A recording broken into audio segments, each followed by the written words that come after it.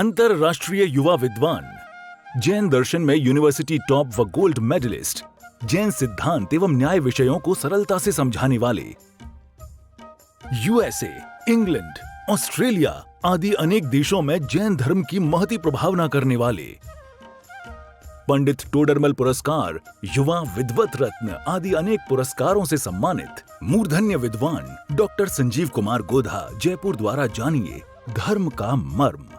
इस कार्यक्रम के पुण्यार्जक हैं सुरेंद्र जैन, रजनी जैन, राहुल जैन, प्रज्ञा जैन, एरिया जैन, ईरव जैन, फर्म राहुल ट्रांसफॉर्मर्स, कोटा। चलिए प्रारंभ करते हैं रक्षाबंधन की इस कथा को। इसके लिए मैं आप सभी को ले चलना चाहता हूँ आज से लाखों वर्ष पूर्व चौथे काल में।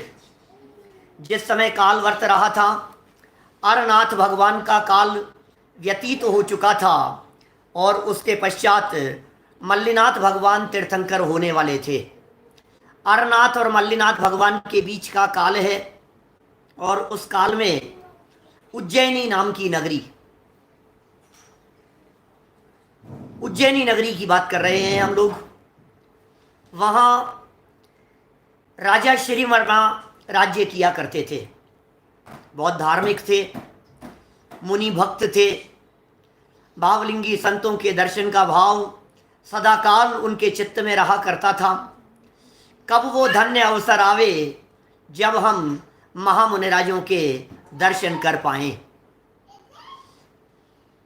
प्रकृति की कुछ ऐसी ही कृपा हुई कि अकंपनाचार्य आदि 700 मुनिराजों का संग उज्जैनी नगरी में आ गया। चातुर्मास स्थापना हुई। राजा को इस बात का पता लगा, इसकी खबर लगी और फिर खबर लगने के बाद राजा ने भावना भाई कि जहाँ मुनि संघ आकर के बैठा हुआ है, हम वहीं चल के मुनिराजों के दर्शन करते हैं, भक्ति करते हैं, उनकी पूजन करते हैं। मुनिराजों का संग आया है, यह बात कितनी प्रसन्नता देने वाली होगी। कब धन्य सुअवसर आवे जब मुनिराजों के दर्शन का प्रसंग बने, जब भावलिंगी संतों के चरणों का सानिध्य बने, वो कैसे प्रसंग होंगे। लेकिन विधि की विडंबना ऐसी देखो कि राजा तो जिन धर्मानुयायी था, वीतरागी दिगंबर संतों के प्रति भाव भरे हुए रखता था, लेकिन उस राजा के 4 मंत्री थे। कथा सुना रहा हूँ, कुछ अलग हटके बातें भी करूँगा। कहानी आपने कई बार सुनी भी होगी, थोड़ा फास्ट भी लूँगा और बीच में आए हुए तथ्यों की तरफ भी ध्यान आकर्षित करूँगा। देखिए, राजा श्रीवर्मा, उज्जैनी का राजा, और 4 मंत्री। मंत्रियों के नाम बलि, नमुची, बृहस्पति और प्रहलाद। ये 4 मंत्री। मंत्री लोग विधर्मी थे। मंत्री लोग जैन धर्म से जलते थे, चिढ़ते थे। दिगंबर मुनिराज तो उन्हें सुहाते भी नहीं थे। लेकिन अब चूंकि मुनि संघ नगर में आ ही गया है और राजा वहाँ मुनिराजों के दर्शन के लिए जा रहे हैं, मंत्री भी साथ में चले गए।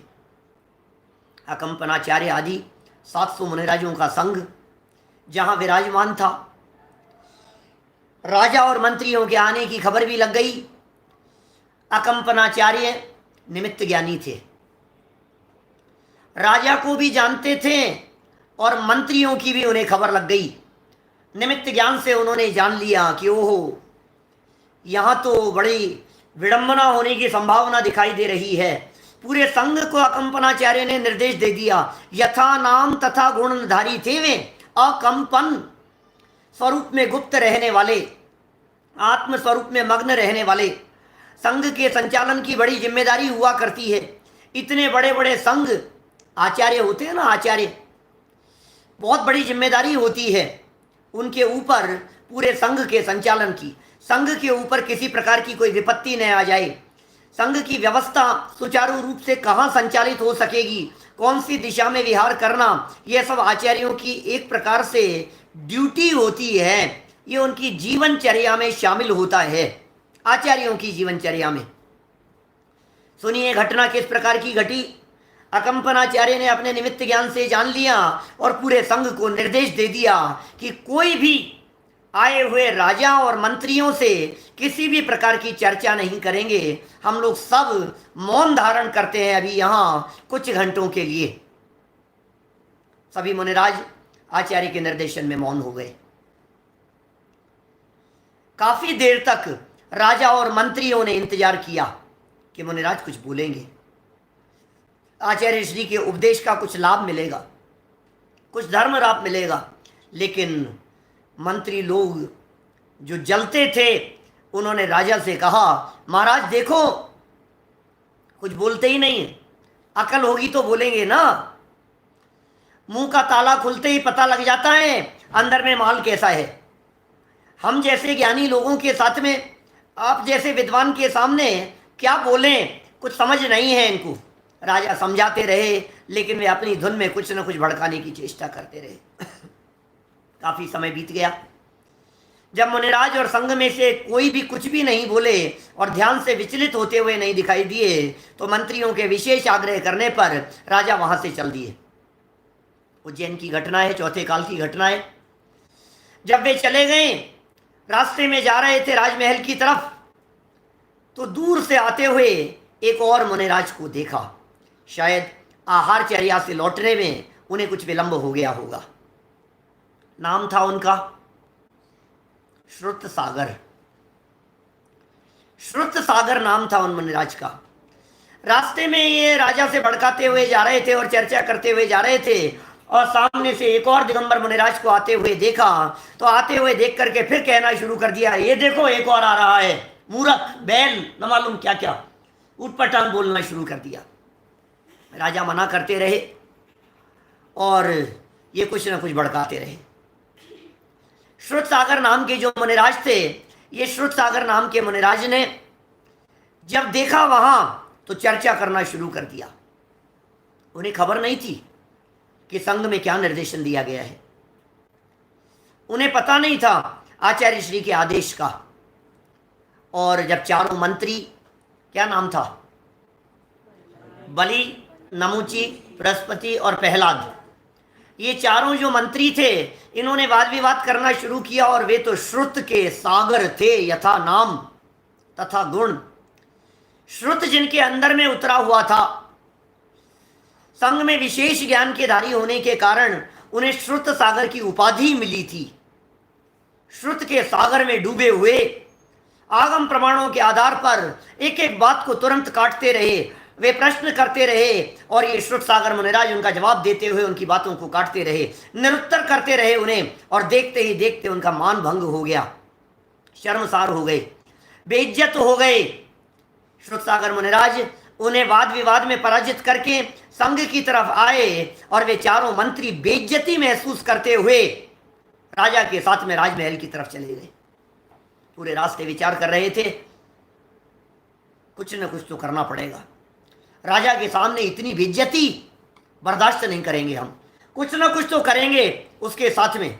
ये संघ वाले लोग, इन्होंने राजा के सामने हमारे को शर्मसार कर दिया है, देखते हैं कुछ न कुछ तो योजना बनानी चाहिए। और उधर श्रुत सागर मुनिराज चले गए अपने आचार्य के पास में। और यह नियम होता है, आप जानते हैं, हमारे जितने मुनिराज होते हैं वे सब मौन धारण करके जाते हैं आहारचर्या के लिए। और आहारचर्या के दौरान जो कुछ भी घटना घटी हो, वे अपने आचार्य से आकर के स्पष्ट रूप से प्रतिपादन करके बतलाते हैं। बताया उन्होंने, श्रुत सागर मुनिराज ने बतलाया अकंपनाचार्य देव को, ऐसी ऐसी घटना घट गई, ऐसा हो गया। घटना सुनते ही मौन हो गए अकंपनाचार्य। ओह, सोचिए आप जरा, अब क्या करें, मौन हो गए। श्रुत सागर मुनिराज सुना रहे हैं और आचार्य को मौन देख करके उन्हें कुछ न कुछ आभास हुआ। ये तो सोच रहे थे कि मैं कुछ अच्छा काम करके आया हूं, लेकिन आचार्य श्री की मुख मुद्रा को देखकर आभास हो गया कि शायद कुछ न कुछ गलती मुझसे हो गई है। क्या करें, आचार्य श्री कुछ गलती हो गई है, मुझे वाद विवाद नहीं करना चाहिए था। सच ही बात है, विधर्मियों से किया गया वाद विवाद निश्चित तौर पर कुछ न कुछ अनर्थ का सूचक होता है। न मालूम क्या अनर्थ की आशंका अकम्पनाचार्य को दिखाई दे रही थी, कुछ नहीं बोले। महाराज गलती हो गई, प्रायश्चित प्रदान करें। कि नहीं नहीं श्रुत सागर, तुम्हारी क्या गलती है? घटनाएं, प्रथमानुयोग की कथाएं हैं, अलग अलग प्रकार से मिलती है, जो कुछ भी परिस्थिति बनी हो, लेकिन अकम्पनाचार्य ने यह तो भाव व्यक्त कर ही दिए कि संघ के ऊपर बहुत बड़ा संकट आने की संभावना दिखाई दे रही है। देखो शिक्षा क्या मिल रही है यहाँ कहानी से। कोई पापी लोग दिखाई दे रहे हैं, कोई विधर्मी दिखाई दे रहे हैं, कोई अनीति अन्याय करने वाले दिखाई दे रहे हैं, कोई जैन नहीं है अजैन लोग दिखाई दे रहे हैं, धर्म विरोधी लोग दिखाई दे रहे हैं। उन्हें अपने ज्ञान और योग्यता से धर्म पिलाने की चेष्टा नहीं करें, जबरदस्ती नहीं समझाने की चेष्टा करें। पात्रता हो तो समझाएं और पात्रता नहीं हो तो जबरदस्ती समझाने की चेष्टा नहीं की जानी चाहिए, क्योंकि सर्प को पिलाया गया दूध भी जहर रूप से ही परिवर्तित होता है। हमने तो सोचा उनको समझा दिया, लेकिन पराजित और अपमानित हुआ व्यक्ति वो जरूर कुछ ना कुछ बदला लेने की सोचेगा। हम कभी कभी ऐसा नहीं होता है, हम सामने वाले को हरा देते हैं, सामने वाले को बेइज्जत कर देते हैं, सामने वाले के तर्कों को काट देते हैं, लेकिन उसमें पात्रता नहीं है। ये जिन वचनों को झेलने की यदि उसमें पात्रता नहीं है तो हमारे द्वारा नहीं कहा जाना चाहिए, नहीं बोलना चाहिए। मुझे मालूम है हमारे सारे साधर्मियों के साथ में रोजाना, कभी दुकान पर, कभी बिजनेस में, कभी ऑफिस में, कभी घर गृहस्थी में, रोजाना इस प्रकार के प्रसंग बनते हैं। कथा से शिक्षा लेनी चाहिए। मत उलझिए, मत समझाइए, सीख वाको दीजिए, जाको सीख सुहाए, और वानरा को शिक्षा देकर घर बया का जाए। कहावत है। जिसमें पात्रता दिखाई देती हो उसे उपदेश दिया जाना चाहिए। फिर क्या था, आपस में श्रुत सागर मुनिराज और अकम्पनाचार्य के बीच में जो कुछ भी चर्चा हुई, मानो यह डिसीजन हुआ, यह निर्णय लिया गया कि जहां उपसर्ग हुआ है, जहां वाद विवाद हुआ था, वहीं जाकर के ध्यानस्थ खड़े हो जाएंगे। श्रुत सागर मुनिराज वहीं चले गए, ध्यान में खड़े हो गए। मंत्री लोग परेशान तो थे, बौखलाए हुए थे, चित्त में अनेक प्रकार की योजनाएं बना रहे थे।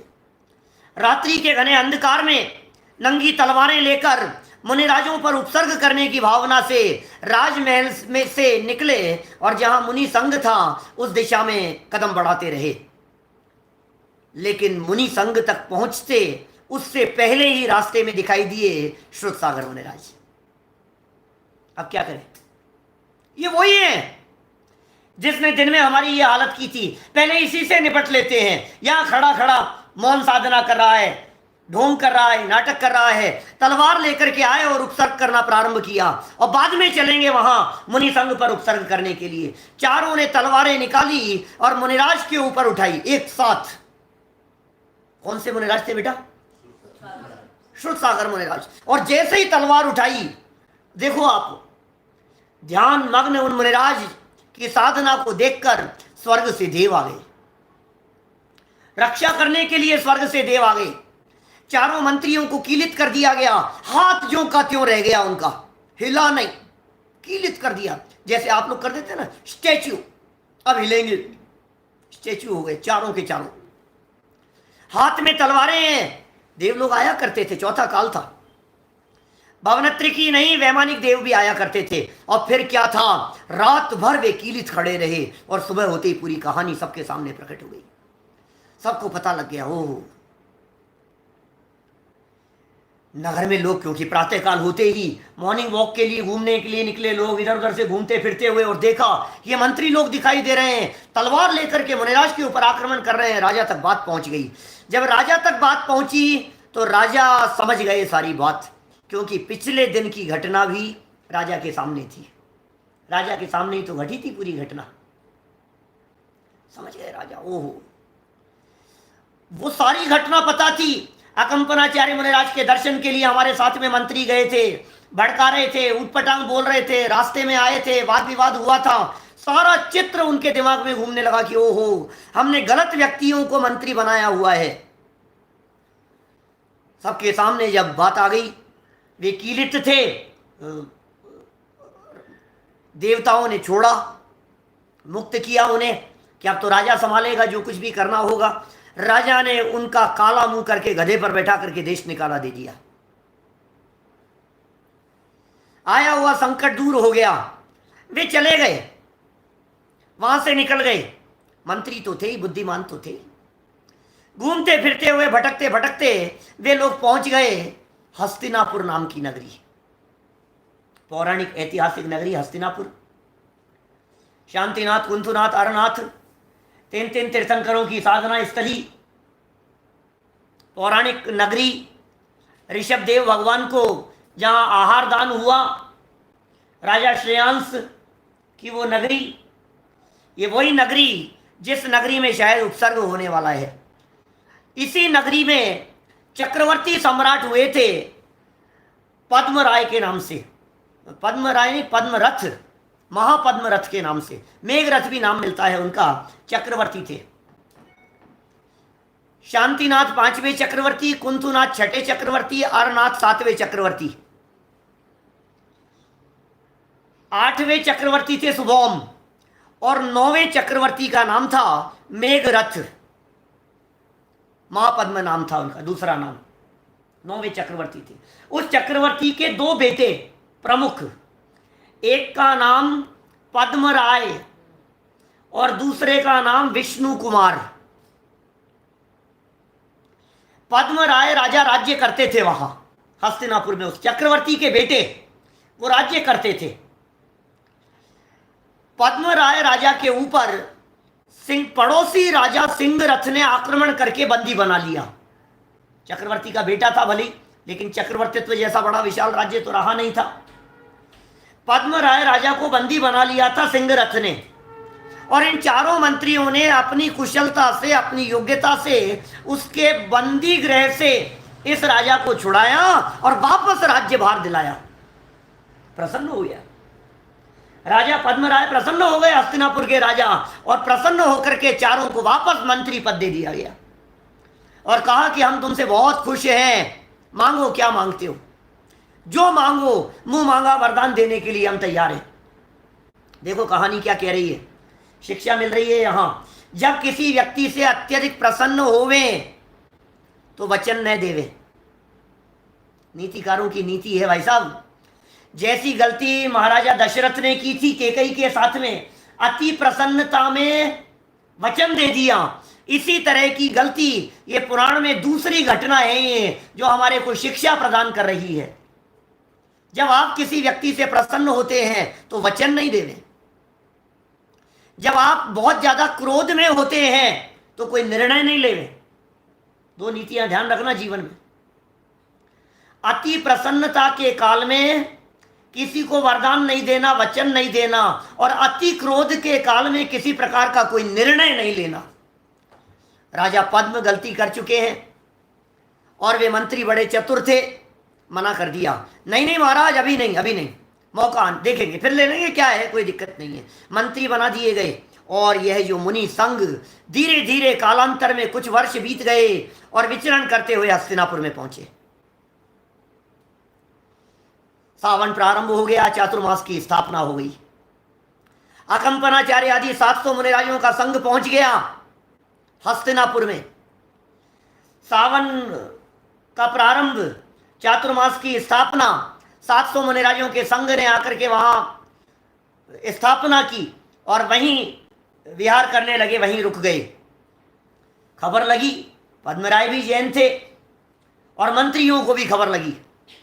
स्थापना हुए 10-15 दिन निकल गए, 15 दिन 20 दिन निकल गए, 15-20 दिन निकल गए और मंत्री लोगों को पता लगा, उनको सोचा उन्होंने, ये तो वही लोग हैं, इनकी वजह से हमें देश निकाला मिला था उज्जैन से, ये वही है, आज मौका मिला है। महाराजा पद्म से उन्होंने कहा, महाराज लंबे समय से आप राज्य कर रहे हैं, कभी छुट्टी नहीं मिलती है आपको, 7 दिन के लिए आप भी छुट्टी मनाया और रानी के साथ में, परिवार के साथ में 7 दिन का राज्य, अपने वरदान को याद दिलाते हुए 7 दिन का राज्य मांग लिया। राजा पद्म, अब चूंकि वरदान की बात थी, 7 दिन की छुट्टी की बात थी, महाराज 7 दिन के लिए राज्य संभालना चाहते हैं, हम भी अनुभव लेना चाहते हैं कि आखिर ये राजपाट कैसे किया जाता है। धोखे में आ गए। जाल में फंस गए। पद्मराय ने कह दिया ठीक है 7 दिन के लिए राज संभालो। चारों में से बलि को राजा बना दिया गया, बलि राजा बन गए। ये बात होगी, समझ लीजिए आप, सप्तमी अष्टमी के दिन की बात होगी। 7 दिन का राज्य मांग लिया। अब क्या था, राज्य मिलते ही 700 मुनिराजों के ऊपर उपसर्ग करना शुरू कर दिया। जहां मुनिराज विराजमान थे उनके चारों तरफ घास लगा दी गई। विहार नहीं कर सके, जा नहीं सके, भाग नहीं सके, चल नहीं सके, चारों तरफ घास लगा दी गई, आग लगा दी गई, कंठ रुंध गए। आहार के लिए कैसे जाएंगे मुनिराज? बोलेंगे नहीं, बोल नहीं सकते हैं। आप जानते हैं हमारे महामुनिराज दिगंबर मुनिराजों की परिणति कैसी होती है। जब उपसर्ग का काल आता है तो ये भागते नहीं हैं और अधिक अंतरोन्मुखी हो जाते हैं। बाहर में जैसे जैसे उपसर्ग का प्रसंग बनता है वैसे वैसे अंदर में चले जाते हैं। जगत में देखो आप, राजा जैन है, 700 मुनिराजों का संग जिस जगह पर है, नगरी कितनी सुंदर होगी और नगरी में कितने श्रावक होंगे, लेकिन विधर्मी कुधर्मी राजा के आगे प्रजा क्या कर सकती है बेचारे। श्रावकों का यद्यपि कर्तव्य बनता है मुनिराजों के उपसर्ग को दूर करने का, लेकिन जब राजा ही उपसर्ग कर रहा हो तो प्रजा की कैसे चल सकती है। मन में दुखी हैं, पीड़ित हैं। हजारों लाखों की संख्या में जैन श्रावक होंगे। 700 मुनिराजों के चौके जहां लगते हो वहां कितने प्रबल संख्या में श्रावकों की संख्या होगी, आप कल्पना कीजिए। हजारों की संख्या में दिगंबर जैन श्रावक मुनि भक्त साधर्मी वहां विराजमान है। सब दुखी हो रहे हैं, पीड़ित हो रहे हैं और मुनिराजों पर महा उपसर्ग हो रहा है। एक ऐसे संकट का काल आ गया है, कल्पना करके भी रूह कांपती है। सोचिए आप जरा, कैसा प्रसंग। 700 मुनिराजों के ऊपर मुनिराज बैठे हुए हैं और महा उपसर्ग का प्रसंग बना है। बोल नहीं रहे हैं मुनिराज, चल नहीं रहे हैं, आत्म ध्यान में मग्न हैं। कौन उनका उपसर्ग दूर करेगा, कौन उनका उपसर्ग दूर करेगा। हाहाकार मचा हुआ है पूरी नगरी में। देखो, श्रावकों को उपसर्ग दूर करने का विकल्प आता है, लेकिन मुनिराज तो अपने स्वरूप में मग्न रहकर स्वयं रक्षित हुआ करते हैं। मुनिराजों को कोई व्यक्ति और आकर के रक्षा करे इसकी अपेक्षा नहीं होती है। मुनिराजों को इस बात का विकल्प नहीं आता है कि कोई आकर के रक्षा करे। कौन किस पर उपसर्ग कर सकता है, कौन किसे ध्यान से विचलित कर सकता है, कौन असुरक्षित है और कौन रक्षित है। स्वरूप में गुप्त रहने वाले सदा ही सुरक्षित रहा करते हैं। आत्म स्वरूप में रत रहने वाले, आत्म स्वरूप में मग्न रहने वाले, उनके ऊपर उपसर्ग नहीं आता। अरे उपसर्ग बाहर में आता है और उनका उपयोग बाहर से हटकर अंदर में चला जाता है। ज्यों ज्यों बाहर में विपत्ति का काल होता है, ज्यों ज्यों संकट बढ़ता चला जाता है, त्यों त्यों अपने स्वरूप में और अधिक मग्न होते चले जाते हैं। ऐसे होते हैं हमारे महामुनिराज।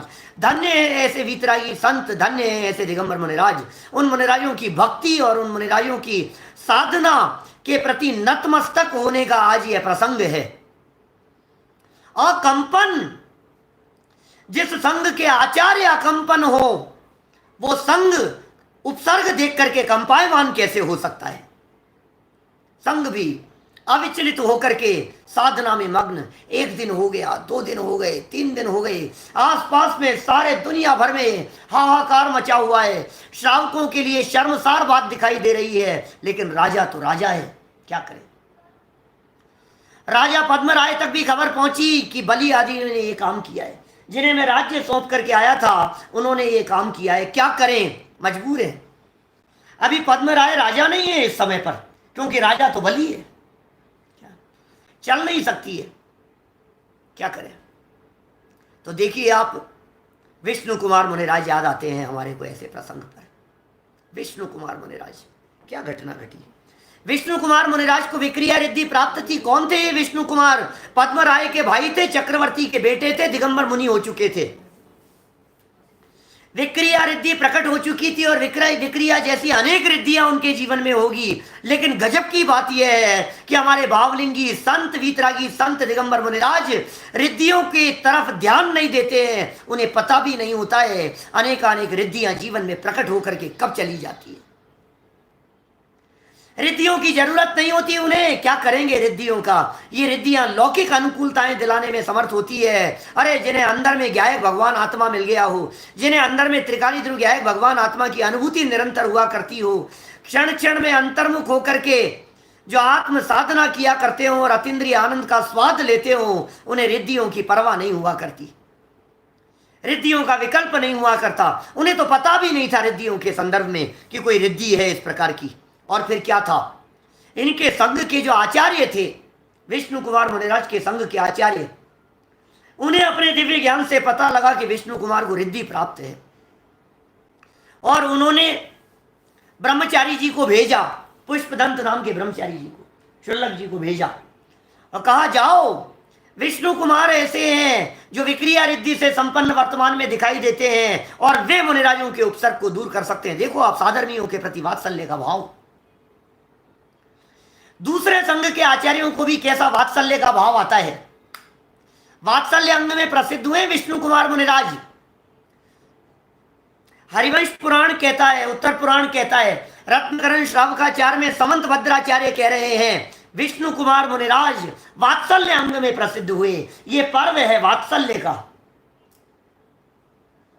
फिर क्या था, विष्णु कुमार मुनिराज को आकर के उन्होंने जैसे ही बात कही, तो बात कहते ही, शुल्लक जी के द्वारा बात कहते ही, नहीं, हमें कोई विकल्प नहीं किसी भी प्रकार का। ऐसी रिद्धि हमारे यहाँ कैसे हो सकती? मुझे कोई रिद्धि प्रकट नहीं है, मुझे नहीं मालूम कि महाराज हम कह रहे हैं आचार्य जी ने संदेश भेजा है आपके लिए और देखिए आप। और विक्रिया रिद्धि जानते हैं बच्चों क्या होता है? विक्रिया रिद्धि, विक्रिया अनेक भेद है विक्रिया रिद्धि के, और विक्रिया रिद्धि के माध्यम से क्या होता है, अनेक प्रकार का शरीर बना ले सकते हैं। अणिमा, महिमा, गरिमा, लघिमा, ये सब विक्रिया रिद्धि के भेद है। मालूम है आपको? अपन जो बोलते हैं ना रोजाना, उसमें 64 रिद्धियों के लिए परमर्षि स्वस्ति मंगल विधान जो पाठ बोलते हैं, अणिमा जो महिमा और लघिमा, ये जो पाठ बोलते हैं, अणिमा अणु बराबर शरीर हो जाए, बड़ा शरीर हो जाए, छोटा हो जाए, विचित्र प्रकार का रूप बना लेवे, ये सब विक्रिया रिद्धि के काम है। हाथ ऊपर किया उन्होंने तो बढ़ता चला गया हाथ, तो पता लगा वो ऐसी रिद्धि प्रकट है। फिर क्या था, विष्णु कुमार मुनिराज ने मुनि पद छोड़कर, अब कथानक है, प्रसंग है, प्रथमानुयोग के प्रसंग है, विविध प्रकार के निरूपण मिलते हैं, और चले गए। हरिवंश पुराण अलग बात कहता है, उत्तर पुराण कुछ और बात कहता है, कथानक है, प्रथमानुयोग है। मूल बात यही है कि विष्णु कुमार मुनिराज के माध्यम से और उसे बंदी बना लिया गया और 700 मुनिराजों की रक्षा हुई। ऐसा कहते हैं 52 का रूप बना करके 3 पग जमीन मांग ली विष्णु कुमार मुनिराज ने। 52 का छोटा सा रूप बना लिया और राजा के पास में जाकर के दक्षिणा मांगी। ब्राह्मण आया है दक्षिणा लेने के लिए, मांग क्या मांगता है? 3 पांव जमीन, सिर्फ 3 पांव जमीन। फिर क्या हुआ, जैसे 3 पांव जमीन की स्वीकृति दी, विशाल शरीर बना लिया, ज्योतिष लोक तक बड़ा शरीर बना लिया, 800-900 योजन तक का विशाल शरीर बना लिया।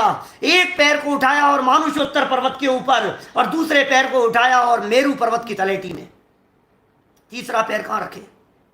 घबरा गया, चरणों में आकर के पड़ गया। जो राजा बलि बन गया था, 7 दिन बीत गए थे उपसर्ग होते हुए, और वो दिन आ गया श्रावण शुक्ल पूर्णिमा का दिन, आज का दिन।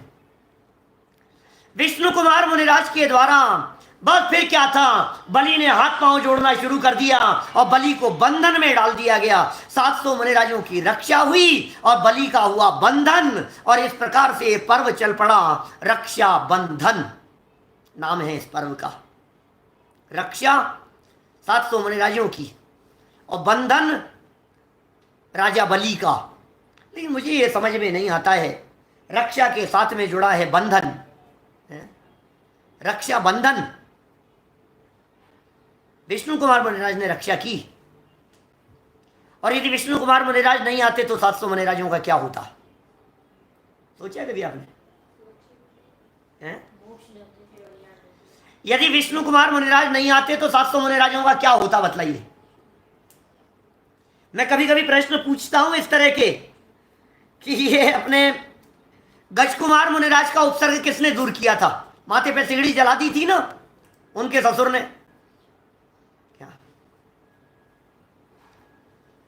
किसने दूर किया था गज कुमार मुनिराज का उपसर्ग? किसी ने नहीं। माथे पे सिगड़ी जल रही थी, खोपड़ी सारी की सारी जल करके भस्म हो गई थी, किसने उपसर्ग दूर किया? किसी ने नहीं। तो फिर क्या हुआ गज कुमार मुनिराज के साथ में? ध्यान से विचलित नहीं हुए, और क्या हुआ कि ओ सिद्धालय में जाकर के विराजमान हो गए, अंतःकृत केवली हो गए, भगवान बन गए। पांडव मुनिराजों का उपसर्ग किसने दूर किया था? युधिष्ठिर भीम अर्जुन का उपसर्ग किसने दूर किया था? अरे भाई सोचो तो सही जरा। मुनिराजों को रक्षा की अपेक्षा नहीं होती, मुनिराजों को उपसर्ग दूर करने की अपेक्षा नहीं होती, साधर्मियों को उपसर्ग दूर करने का भाव आए बिना रहता नहीं है, और ध्यान आना भी चाहिए। ये श्रावकों की जिम्मेदारी है, ये श्रावकों का कर्तव्य है, ये हमारा कर्तव्य बनता है इस तरह का कि धर्म और धर्मायतनों के ऊपर यदि संकट आते हैं तो उन संकटों की रक्षा हमारे द्वारा की जावे, ये जिम्मेदारी है हमारी।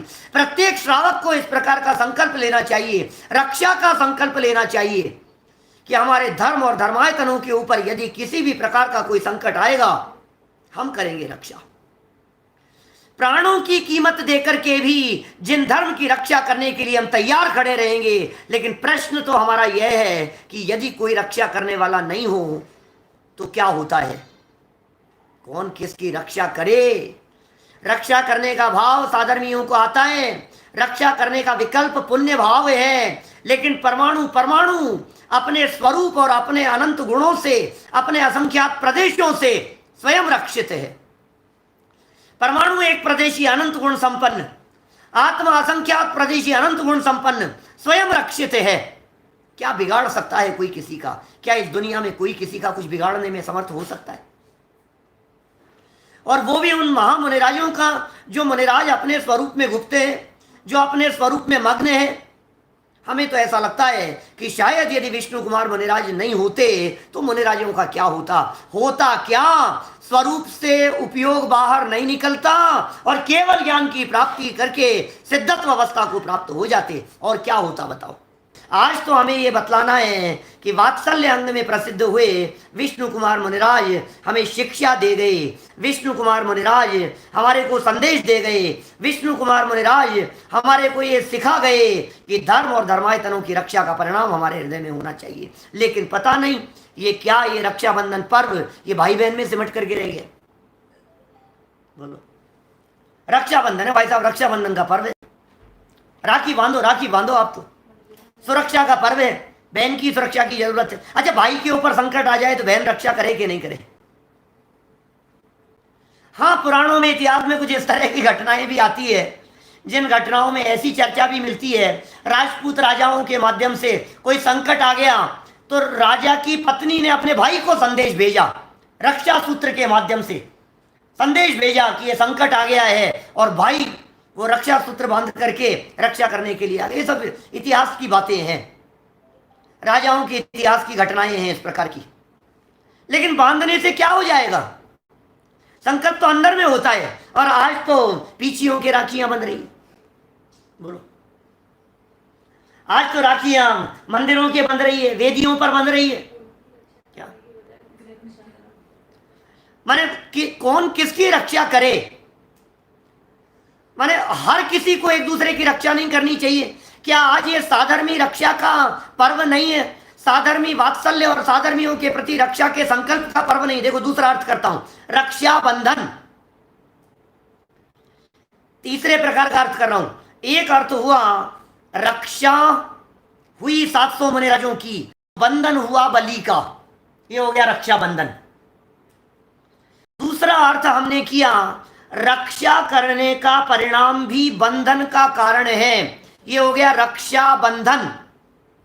ठीक है, अब तीसरे प्रकार का अर्थ कर रहे हैं आपके सामने, रक्षा करने का बंधन होना चाहिए हमारे परिणामों में। बंधन माने होता है संकल्प, संकल्प से बंध गए हैं आज हम, रक्षा के संकल्प से गए हैं हम।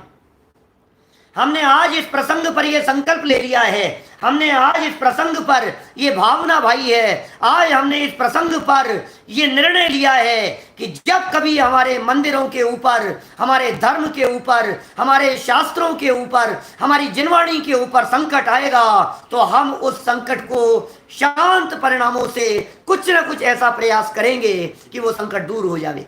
श्रावकों की जिम्मेदारी है, उपसर्ग दूर करने की जिम्मेदारी होती है श्रावकों की, तो हमारी जिम्मेदारी है उपसर्ग को दूर करने की।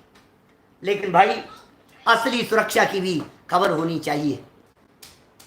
जब कभी बड़े उपसर्ग का और उपद्रव का प्रसंग बनता है, पार्श्वनाथ स्वामी ने क्या किया, पांडव मुनिराजों ने क्या किया, 700 मुनिराज क्या कर रहे थे, सोचिए जरा, क्या किया इन्होंने। सुकुमार मुनिराज ने, सुकौशल मुनिराज ने क्या किया, गजकुमार मुनिराज ने क्या किया, सोचिए जरा। जो जो उपसर्ग आता है, क्योंकि उपसर्ग, असली उपसर्ग तो आत्मा के ऊपर है, उपयोग का बाहर निकलना, यह असली उपसर्ग है। संकट क्या है, दृष्टि अपने स्वभाव को छोड़ करके बाहर निकलती है, यह बड़ा संकट है। घर से बाहर निकले और परेशानियों का सिलसिला शुरू हो जाता है, घर से बाहर निकलते ही सिलसिला शुरू हो जाता है परेशानियों का, और घर में आते ही सारी परेशानियां अपने आप मिट जाती है। निज घर ना ही पहचाने आ रे, हे जीव तूने अपने घर को नहीं पहचाना, हे जीव तूने अपने आप को नहीं पहचाना, हे जीव तू अपने घर में अपने परिणामों को अपने में मग्न कहे तो सुरक्षित है। ये होती है असली सुरक्षा। सुरक्षा करो पहले अपने आप की, सुरक्षा करो अपने परिणामों की, सुरक्षा करो अपने बिगड़ते हुए भावों से, सुरक्षा करो विकारी भावों से अपने आप की, सुरक्षा करो मिथ्यात्व से अपने आप की, सुरक्षा करो अनंतानुबंधी से अपने आप की, सुरक्षा कीजिए विकारी भावों से अपने आप की। इस कार्यक्रम के पुण्यार्जक हैं सुरेंद्र जैन, रजनी जैन, राहुल जैन, प्रज्ञा जैन, ईरिया जैन, ईरव जैन, फर्म राहुल ट्रांसफॉर्मर्स, कोटा।